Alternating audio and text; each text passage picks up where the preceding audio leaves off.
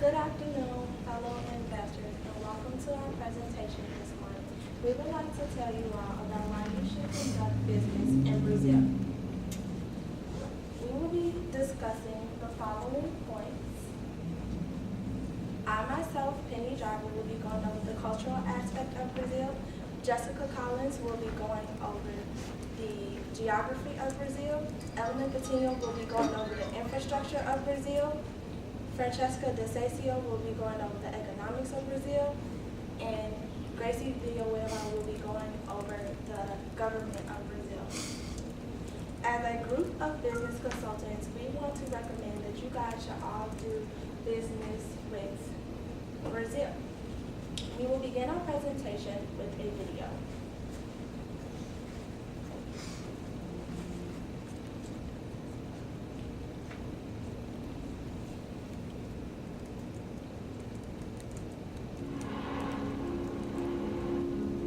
This is not the video. Everybody.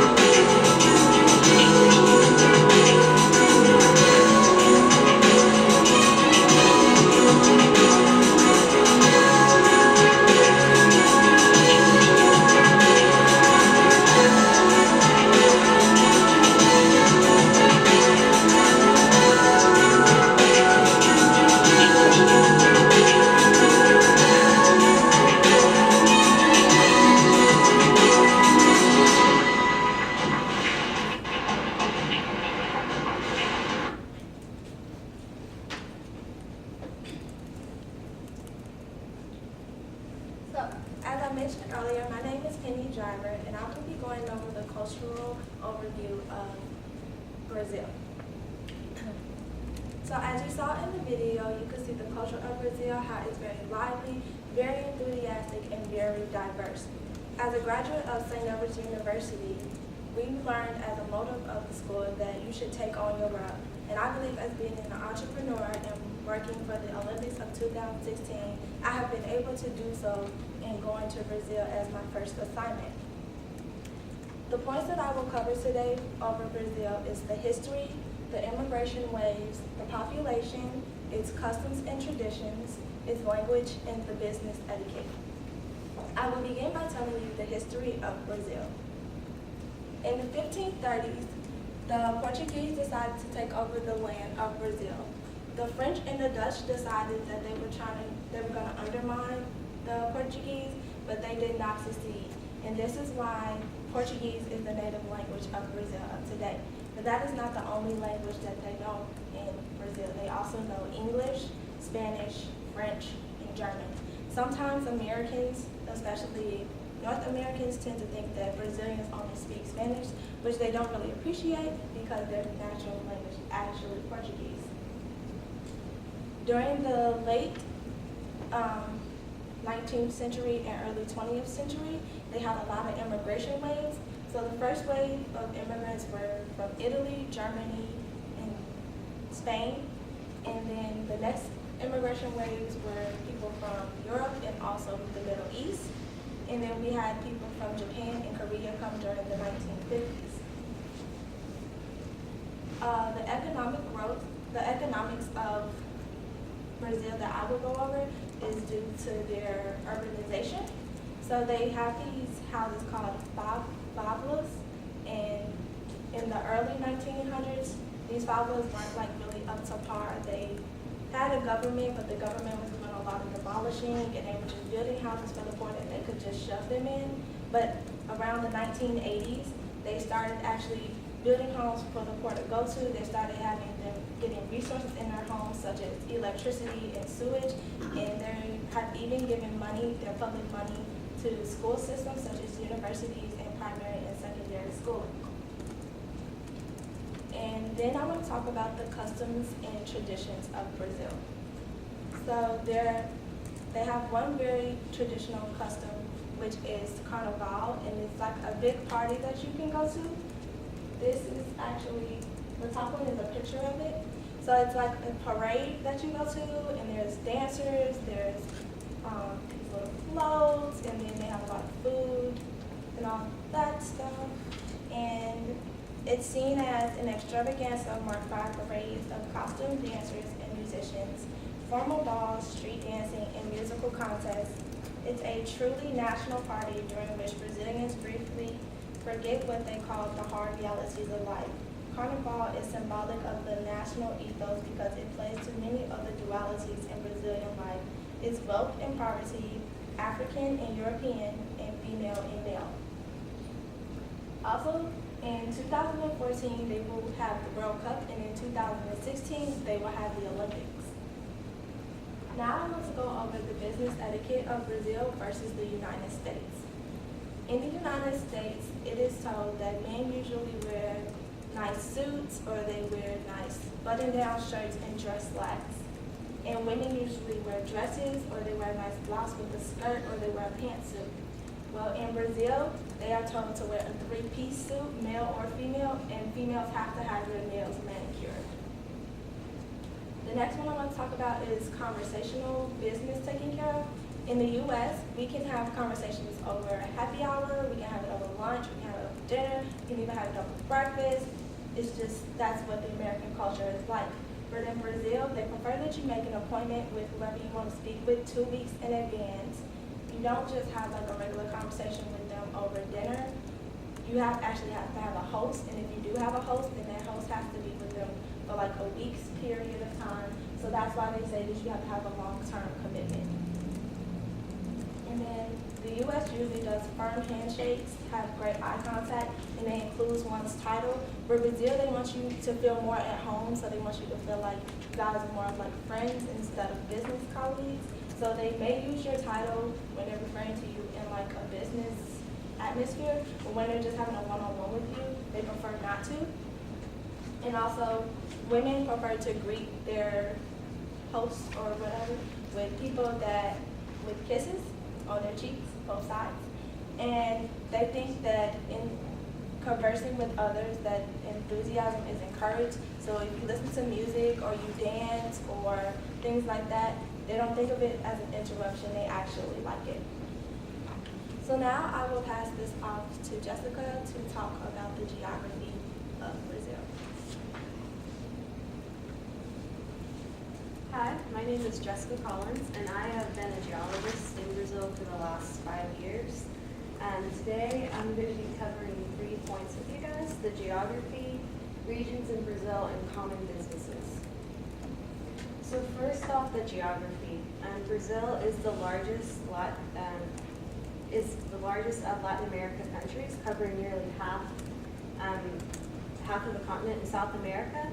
And the landscape is dominated by 2 features: the Amazon River and Central Highlands.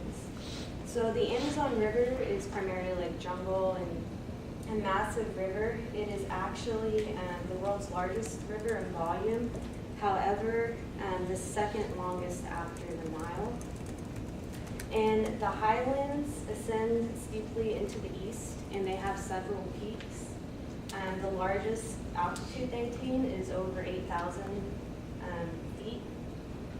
And it actually goes down into the northeast, forming the continental divide between the Atlantic Ocean and the interior. And now I'm going to go into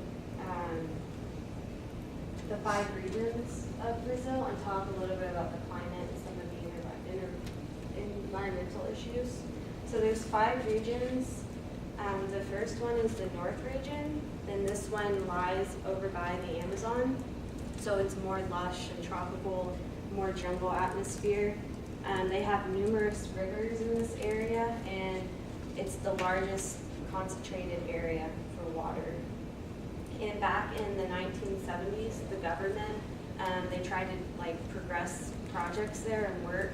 However, they dealt with a lot of environmental issues, and the fires in the forest became a worldwide concern, so they backed off, and they don't do a lot of work in that area.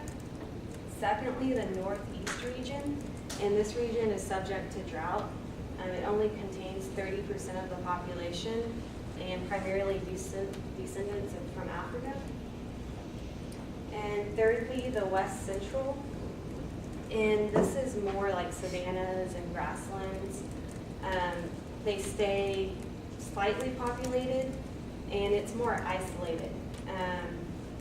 They're trying to establish new industries in here, but they really haven't, and it's actually where the capital of Brazil is located. And the 4th region is going to be the Southeast region, and this is a highly industrialized area, and it's a big economic hub for Brazil. This is where the majority of their exports come from, so like agriculture, for example, where they produce coffee and grains here. And lastly, regarding the regions, is the South region. This is a somewhat highly developed area, but it balances between the others, and it's more known for its scenery, landscape-wise. So now I'm going to talk a little more about the culture. 90% of Brazil is a tropical zone. So, for example, it's more humid and hot and sticky, but most of where people live is more mild.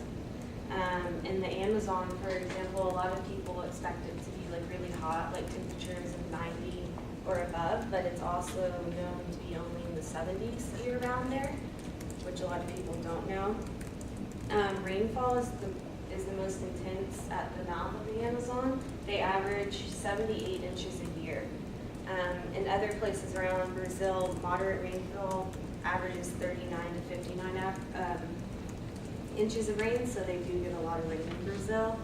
Summers are wet and winters are dry, and the Northeast is the driest region. And now I'm going to go into common businesses. So the first one you can see on here, that is actually an oil and gas company. So Brazil is really known for producing oil and gas, and they'll actually sell out to wholesalers, and then they'll sell to people like Shell, who will sell to gas companies. And another neat fact I learned about is mineral resources. So up in the mountains, they actually are known for rich mineral deposits, and it's estimated that reserves of iron up to 48 billion tons are there. And they produce gems as well, so diamonds, emeralds, all come from Brazil. And lastly, one other thing, they are known for business are their agriculture. So they have oranges, coffee, cocoa, rice, wheat, cotton. They export that all out of Brazil. So in conclusion, I spoke about the geography, the 5 different regions, and lastly, common businesses that come from Brazil. I'd like to thank you for your time. And now I'm going to pass it to Evelyn to speak about infrastructure. Good afternoon. My name is Evelyn, and I have a business degree, and I've been living in Brazil for over 8 years now. I'm going to be talking to you about the infrastructure in Brazil. So going over transportation, also the venues that are being built, and because all of this is improving, I'm also going to talk about tourism in Brazil. So transportation, venues, and tourism. Moving on to my first point, transportation. In Brazil, it's, as Jessica said, it is one of the biggest countries in South America. And right now, they are improving their road system. They have one of the largest in the world, but it's very inadequate when it's hard to get around. And because of the World Cup and the Olympics that are coming up, they want to make it easier for the people to move around from cities to cities.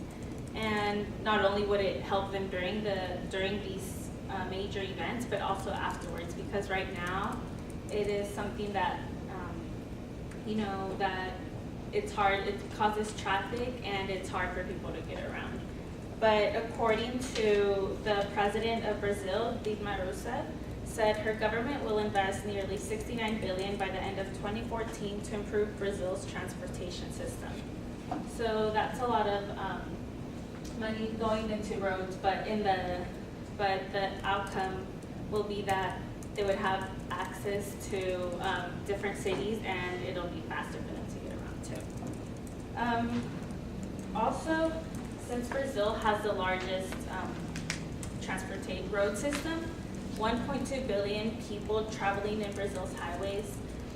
They travel everywhere. That's the amount of people that are in Brazil and that are on the highways. The Metro's subway and rail system, they do have a subway system also other than the roads.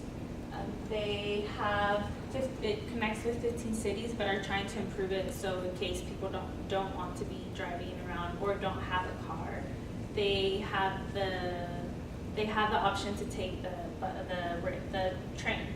And they have 5 different kinds of gauges: broad, narrow, dual, and standard one. And this is something that the tourists that are coming for the World Cup and the Olympics can take instead of renting a car. Another thing is the airports or airplanes. They have over 300 airports in Brazil, and 50 of them are major commercials, so just like within South America or within Brazil, and 21 international airports. This means that they have a lot of people coming in from different countries every day, and now they are trying to improve the way that improve by making the airports more accessible for the people to go in, and also having the more airplanes or more locations. So they are building some new ones now because of the World Cup and the Olympics coming Moving on to the venues. So this picture right here, this is one of the new venues that are being built. But it was currently one of the past World Cup because Brazil has hosted the World Cup before, and it is being demolished and rebuilt. And this is according to FIFA, 6 brand new stadiums are being built, 5 are being remodeled, and 1 is being completely demolished, and it is being built from like the ground up. It is going to hold about 76,804 people, just because it is a very large population that come to see the World Cup, such as soccer and the Olympics is a very attractive thing to people that want to see their countries perform or win during these competitions. And moving on to tourism, just because the infrastructure in Brazil, they're improving it for the World Cup and the Olympics. So I wanted to talk about tourism in Brazil because it's one of the main factors of the infrastructure in Brazil. So these are some of the cities that they are hosting for the soccer games. It's about 20 cities, and not only are the World Cup and the Olympics, attract tourism, but also, as Penny mentioned earlier, the Carnival, which is something that happens every year around March, and this is something that a lot of people want to go to. Music, food, it's kind of like the Macy's parade here in the U.S. A lot of people wake up in the morning to watch the Thanksgiving parade, but in Brazil it's a lot bigger with music and extravagant costumes and floats. But also, other than the World Cup, we have natural attractions. As Jessica mentioned earlier, we have the Amazon jungle, the river, different beaches they can go to. And the people there are really friendly. They try to help you or try to give you advice of where you should go and visit. And other than that, business trips.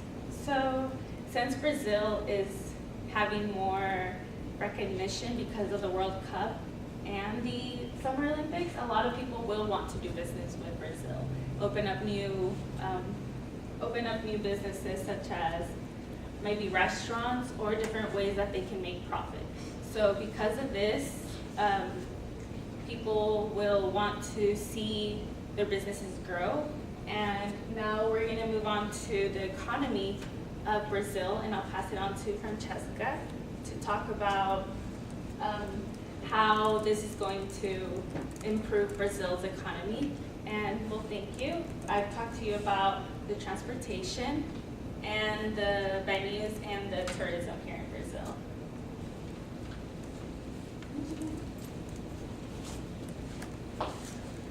Hello everyone, thank you again for coming today. My name is Francesca Richecho, and I am a journalist expert in economy of BRIC countries.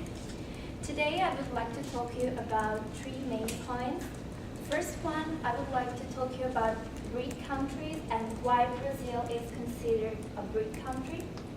Then I would like to focus more about Brazil and about 2 main indices, the GDP and inflation rate of Brazil. So as I said, Brazil is one of the BRIC countries, and this acronym was created by Jim O'Neill. Jim O'Neill is a businessman and an English economist, and actually today he is the president of the Goldman Sachs Asset Management.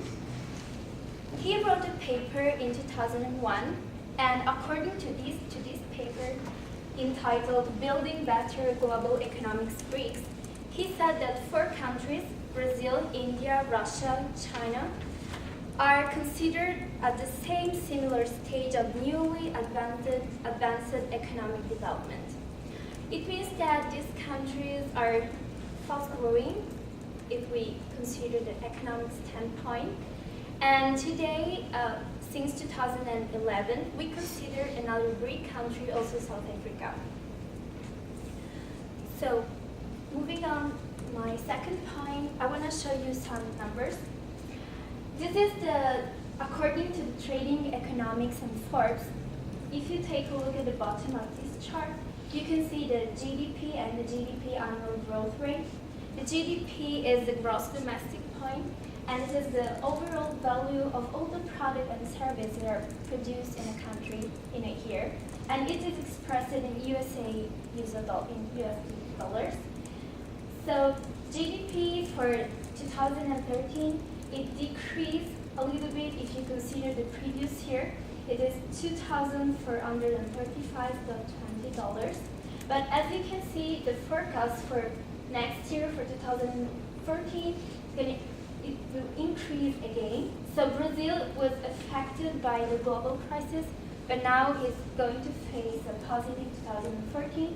And it is also for the GDP annual growth rate. It will increase again, and it will come again to the number of 2012. For these other two charts, I will talk to you about the Brazilian currency. It is the real, and it is a really strong currency.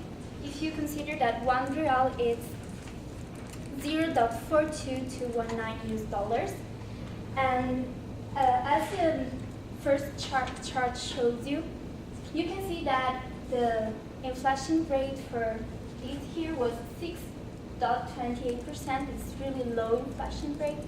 And it details the monthly basis for October 2013 and September 2013 was 0.57%. And in the same period, according to Forbes, the inflation rate in USA was 1%.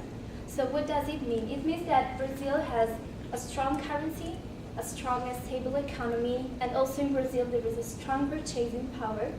So the prices of goods and services, it's on the average. So Brazil could be a good country where you can invest in because it has a stable economy. And also as a BRIC country, its economy is going to rise and be stronger for the next year, as according to the forecast that I showed you. So to recap what I said today, I talked about BRIC countries and why Brazil is considered a BRIC country. I talked about the GDP of Brazil, and then I'll show you something about Brazil currency and inflation rate. So thank you again, and I'm going to pass it over to Gracie. She will talk about government. Hi, I'm Gracie Villanueva. I'm an expert on the government of Brazil. I have a degree in business administration as well as a degree in political science, and today I'll be talking about the government. But more specifically, I'll be talking about politics, trade barriers, and the requirements to do business in Brazil. Moving on to politics. Brazil is run through a democracy, so it has three branches of government, which are the executive, the legislative, and the judicial.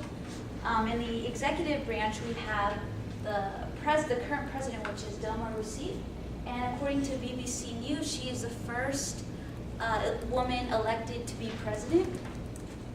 Also, the voting age in Brazil is 18 to 69, and over the age of 69, you just have to have capacity to vote. Moving on to the legislative, it's the National Congress, and it holds the legislative power, and it's made up of the Federal Senate, which has 81 members, and they serve a 4-year term. And they have the Chamber of Deputies, which has 513 members and serve an 8-year term. Moving on to judicial, we have the judges are elected and they serve for a lifelong term, and their responsibility is to contest and support decisions made by the government in order to further protect its citizens. Also, it has 26 states, plus one federal district, which is the capital city of Brasilia. And each state, they have 214 administrative divisions, which you can consider counties like in Texas. And each county, they have 35,000 residents. So as you can see, the population is really growing, and especially with what Evelyn talked about, the World Cup and the Olympics in 2016, it could really grow rapidly. Now I'll be talking about the trade barriers. Brazil is known for strict trade restrictions, but also, but the DECX, as you can see right there, is the Foreign Trade Department, and it controls all imports and exports that go in and out of Brazil. According to BStats, the top 3 imports into Brazil are minerals and fuels and oils. Second are machinery.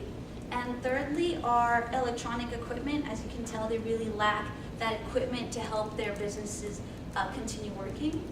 And on the flip side, we have the top 3 exports that are distributed to all over the world. And those are, the first one is ores, which is a type of rock that contains important minerals and elements that are really important. And secondly, it is mineral fuels and oils. And third, it is oil seeds, fruit, grains, things like that that are really tropical that we come from that Jessica had talked about. So Brazil has tough trade restrictions due to the need to industrialize their city, their country, but also to develop their local businesses. They're really local and they really want to help their small businesses succeed in the future. And lastly, to reduce their foreign debt. Now I'm going to move on to the requirements. According to Anglo Info, there are a couple things you should know before you do business in Brazil. So to incorporate a business in Brazil, it at least takes 30 days to incorporate it, and that number is a month is pretty small compared to other countries that take over a year to incorporate a business. Also, the most successful businesses that enter the market in Brazil go through the market through subsidiary businesses. Moving along, I'll talking about the requirements. According to doing business and investing in Brazil, the requirements in doing business there are that you must use services of a Brazilian lawyer. You cannot bring your lawyer from wherever you're from, the United States, to come help you or represent you. And it makes sense, you want someone with experience, want someone that can get the job done to complete all the paperwork that needs to be done.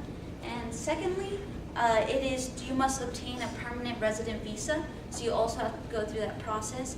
And lastly, you must register with the Social Security system, the federal and state system, and the municipal tax authorities. Lastly, I want to say that Brazil is ranked 116 out of 183 countries in the World Bank's 2014 Doing Business report. In conclusion, today I talked about how the government is run in Brazil, the trade barriers, and the requirements in doing business in Brazil. Now I'll pass it over to Penny to wrap us up with the conclusion.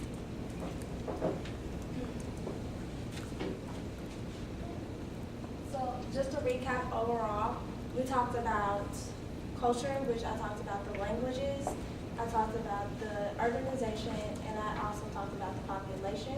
We talked about the geography, the different climates, the different regions, and also the different landscapes. For infrastructure, we talked about the venues and how those venues have portrayed into tourism. For economics, we talked about the advantage of doing business in Brazil due to its fast economic growth. And we talked about the government and the first woman president, the trade barriers, and the restrictions. We thank you all for coming out to our presentation today, and now we will open the floor to questions.